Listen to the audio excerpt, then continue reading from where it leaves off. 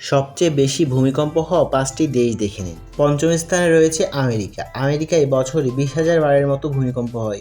চতুর্থ স্থানে রয়েছে জাপান। ঘন ঘন ভূমিকম্প হওয়ার কারণে জাপানকে ভূমিকম্পের দেশ বলা হয়। জাপানে বছরে প্রায় 7,000 বারের মতো ভূমিকম্প হয়। জাপানে পৃথিবীর অভ্যন্তরের 4টি বড় বড় প্লেটের সংযোগস্থল। এই কারণে জাপানে বেশি ভূমিকম্প হয়।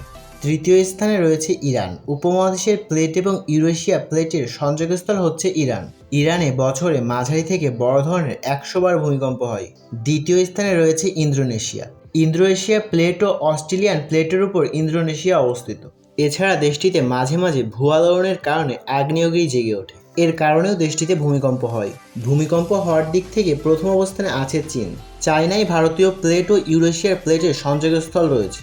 ফলে দেশটির সিচুয়ান প্রদেশ, তিব্বত এবং দানস্র প্রদেশ ভূমিকম্পের ঝুঁকিতে থাকে। চীন নানা রকম প্রযুক্তির মাধ্যমে ভূমিকম্পের পূর্বাভাস পাওয়ার চেষ্টা করে থাকে।